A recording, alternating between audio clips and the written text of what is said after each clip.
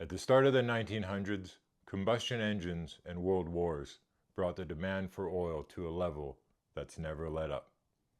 The history is endless, shadowed by controversy, keeping most people in the dark about our most valuable resource.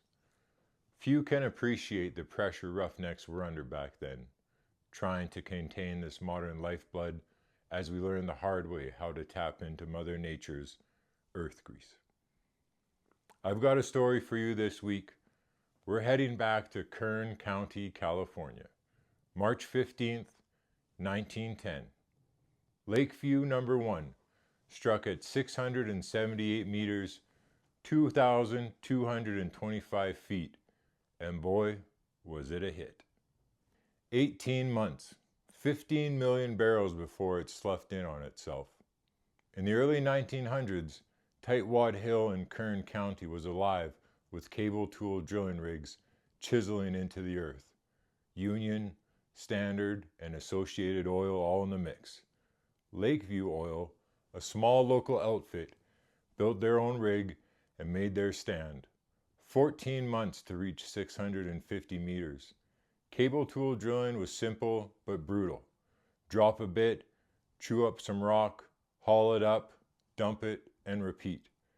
Rigs everywhere. Steam engines whistling, horses hauling out cuttings, zero well control, no idea what sweet and sour gas even meant. Wooden boxes were sometimes placed over wells to divert the flow into a ditch. Lakeview 1 became the biggest well in history at the time, still California's largest. These were open holes with short pieces of pipe at surface, like a conductor barrel today. They tried the old wooden box trick, but nobody had seen pressure like that. From 18,000 barrels a day to a peak of 90,000 barrels. Pipelines were ditches, tanks were pits in the dirt. A 60-acre lake of oil filled the valley, several feet deep. They rowed across it in boats. 9 million barrels on the ground, 6 million gone in the air. The biggest blowout in U.S. history. Never caught fire, never took a life. 3 miles up the hill, Union had a strike that burned for several months, killing several roughnecks.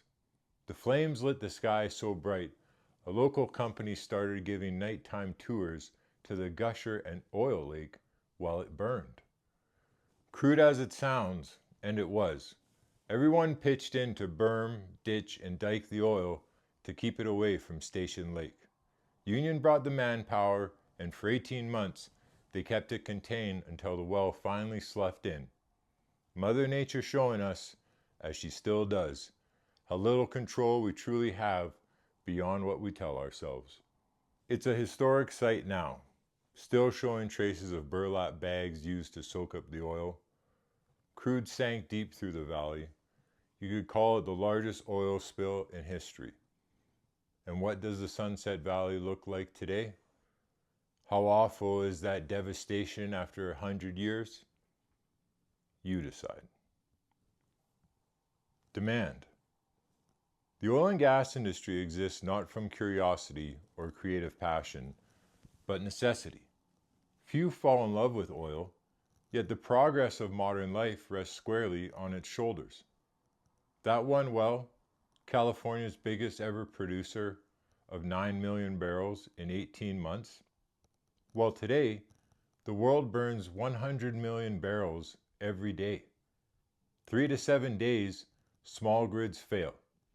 6 weeks, global shutdown. And too many have let their understanding shrink, to where they feel proud to turn their nose up to it. And worse, to the men and women giving everything, so you can ignore your very dependence on what they provide. I've got stories. The Ruffnecks have stories. And we're going to keep telling them. Hey, bud, you come around for story time, hey?